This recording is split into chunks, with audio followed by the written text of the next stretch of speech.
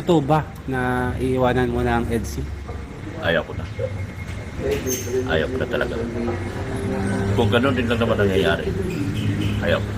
Hello po sa ating lahat, Kuya Earls.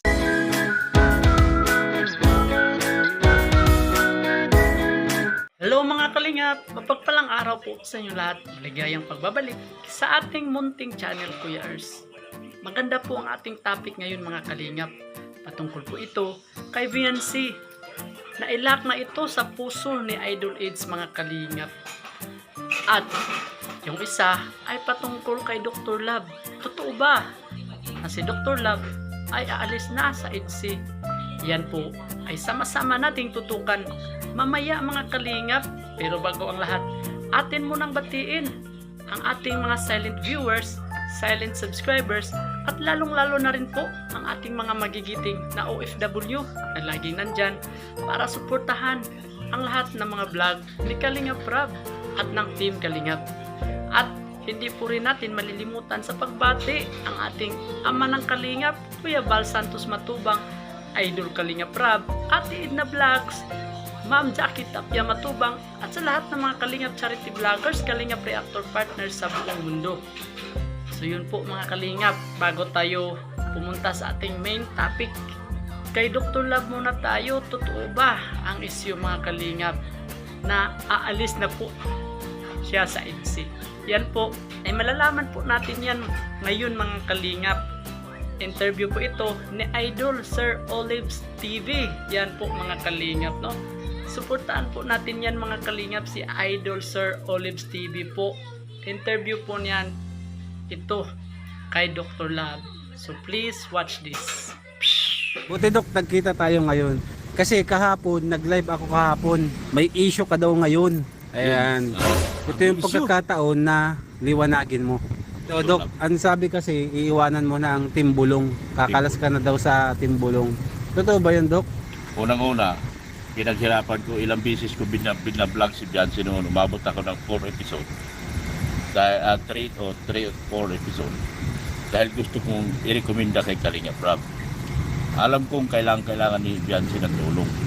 Kaya ngayon, nagtataka ako bakit sila akong ginawa ng issue na iiwanan ko si Biancy. Isang malaking kalupuhan yan at malaking kasinungalingan.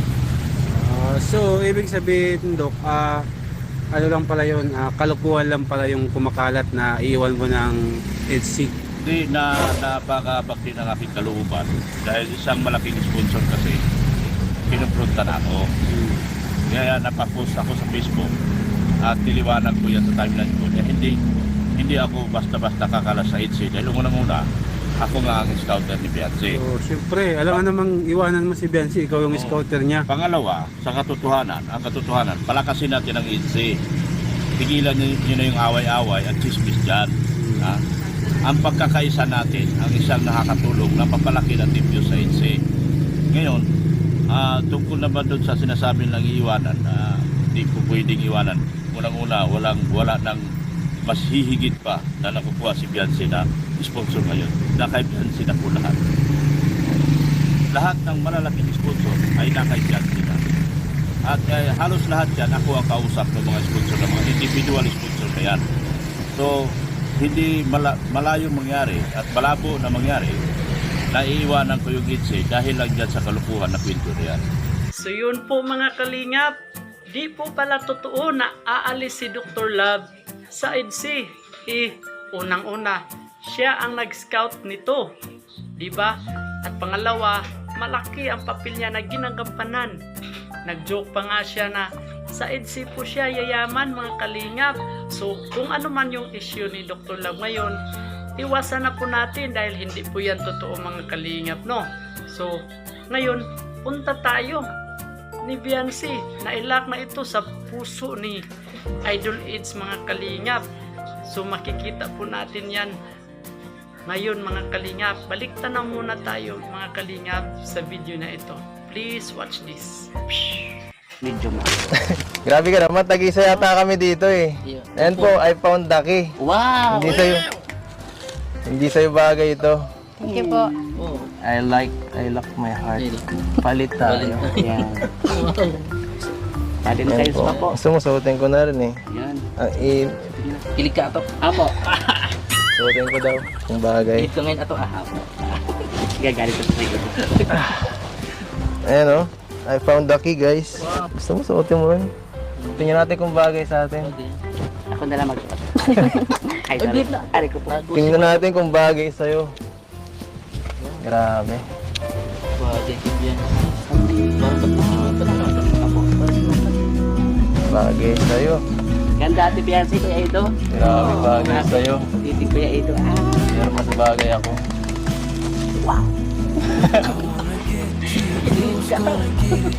Ayan o. I found the key.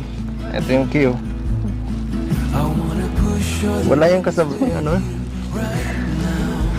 Wala. Grabe. Ay, nakompleto na po. Nakompleto na.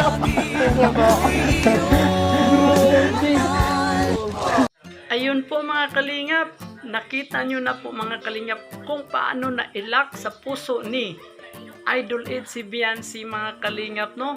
Yung pagsuot nila sa t-shirt ay couple shirt yun, merong lock and key, di ba mga kalingap? Yung yawi at kandado mga kalingap, di ba? Kung paano ito na-ilock. So, yun po mga kalingap, hindi na yan mawawala sa puso ni Idol Ed mga kalingap, no? Si Biancy na talaga ay ang kanyang gustong makasama habang buhay, at marami pong mga supporters na gusto ring makasama habang buhay, makatuluyan po sila, no, sa totoong buhay mga kalingap, no. So yun po mga kalingap, ang ating kalingap Kuya Ers latest update ngayong araw, ngayong gabi mga kalingap. So sana po wag natin kalimutang suportahan si Idol Rob dahil dito kinukuha ang mga gastusin tulad ng pabahay, groceries, pagkain, allowance sa mga beneficiaries at iba pa mga kalingap. So ngayon, sana'y huwag rin kalimutang mag-like, subscribe at i-on ang notification bell para lagi kayong updated sa susunod nating mga uploads mga kalingap.